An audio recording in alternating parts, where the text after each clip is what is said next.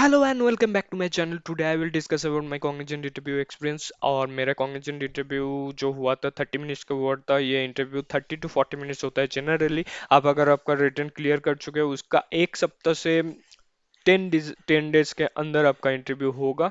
So be prepared with that one. You don't have that much time to prepare for the interview. So at least एक week तो मिल ही जाएगा आपका return का result आने के बाद से। सो क्या क्या होता है इंटरव्यू में मैं आपको हेल्प करूंगा उसके बारे में। तो जो रहता है वो क्या, 3 स्टेप में ये इंटरव्यू होता है। First step is domain knowledge, second step is aptitude and third step is आपका जो होता है coding channel, coding round. Okay. And तो फर्स्ट डोमेन नॉलेज में क्या आता है, डोमेन नॉलेज में आप जो भी स्ट्रीम से बिलोंग करते हो जैसे mechanical, civil, electrical, biotechnology and other things, whatever your stream is in the BTech, that will be your domain knowledge and that will be the first step. So एक ही interview रहता है जो आपका पूरा ये 30 मिनट्स तक बैठ के आपको क्वेश्चन पूछेगा। एंड ये तीन जो स्टेप है, जो तीन राउंड है, सब वही लेगा। ओके, एक जन ही लेगा। तो पहले जो डोमेन राउंड होता है उसमें क्या पूछेगा मैं बता देता हूँ। मैकेनिकल से हो तो मैं हेल्प कर सकता हूँ क्योंकि because I am from the mechanical. They have asked me 15 questions. Okay. So 15 question में क्या रहता है, बेसिक रहता है, सारा बेसिक्स पूछेगा। ऐसा कोई टेंशन नहीं है कि हाई लेवल मैकेनिकल का पूछते बैठ रहा है, आपको टॉम से क्वेश्चन करा रहा है, सॉम से क्वेश्चन करा रहा है, ऐसा कुछ नहीं। बेसिक क्वेश्चन पूछेगा जैसे कि मैकेनिकल का थर्मोडायनेमिक्स में जो ऐसा first law of thermodynamics, second law of thermodynamics, all this questions will be asked. Stress versus strain curve, Hooke's law, that will be great question, means it will be asked. You can make sure about that one. Okay. So domain knowledge ऐसा कर लो। आपका civil से हो तो civil का थोड़ा domain knowledge ले लो, basic 15 to 15 question max, at max they will ask. Okay. So 15 question का बेसिक, सारा सब्जेक्ट का बेसिक बेसिक पढ़ लो जो इंपॉर्टेंट टॉपिक है। एंड उसके बाद आपका आ जाता है एप्टीट्यूड। एप्टीट्यूड में क्या करना है, एप्टीट्यूड में आपको सारा इजी इजी क्वेश्चन करना है। उतना बहुत टफ टफ लेवल पे जाने का जरूरत नहीं है। बट जो भी टॉपिक है, सब टॉपिक का basic level of questions you have to practice it. Okay. जैसे कि स्पीड और डिस्टेंस का जो रहता है, वर्क एंड टाइम का जो रहता है, वो सब, प्रॉफिट एंड लॉस, हर चीज़ का आप सिंपल सिंपल क्वेश्चन कर लो। सिंपल मतलब पूरा कवर कर लो बेसिक क्वेश्चन के साथ। ज़्यादा डीप लेवल पे एप्टीट्यूड में जाने का जरूरत नहीं है इंटरव्यू राउंड राउंड में। बट आपका रिटर्न के टाइम ये सब लगेगा बहुत ज़्यादा, तो आपको करना पड़ेगा। ओके। तो आपका एप्टीट्यूड का राउंड हो जाएगा।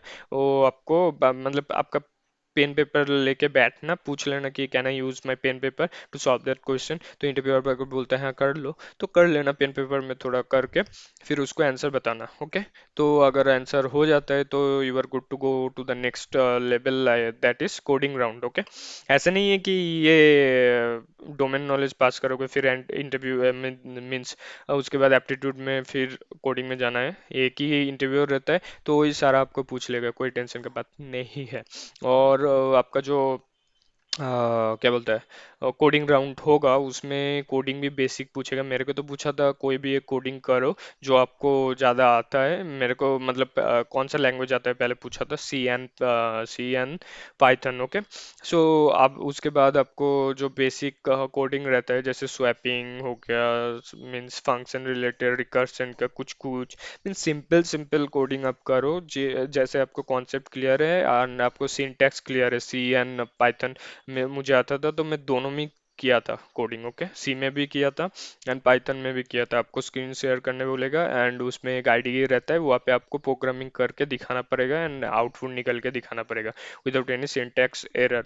ओके। उतना टेंशन नहीं है बट आप कर सकते हो। जो सिंपल प्रोग्रामिंग है सारा प्रैक्टिस करो, करके रखो। ओके। डीप लेवल पे उतना नहीं पूछता है in the coding round. Okay, but your concepts will be clear. They may ask about the concept like pointer, arrays. This can be asked, so be prepared with that one also.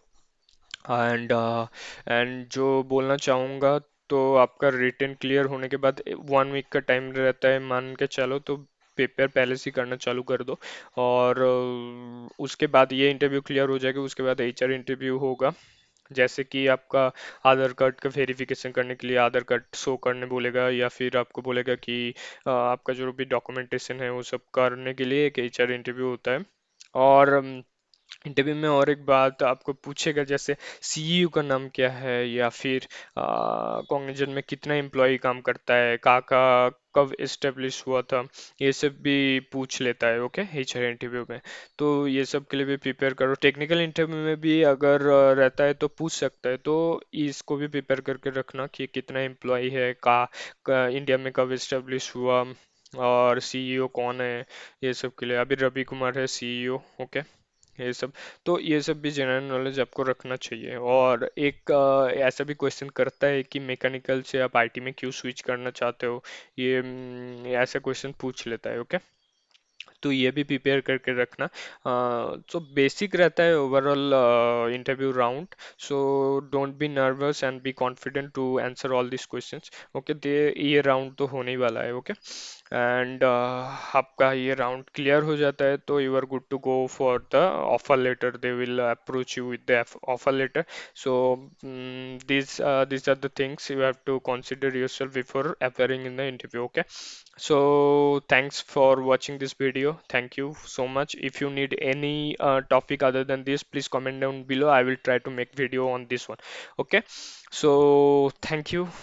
Bye bye.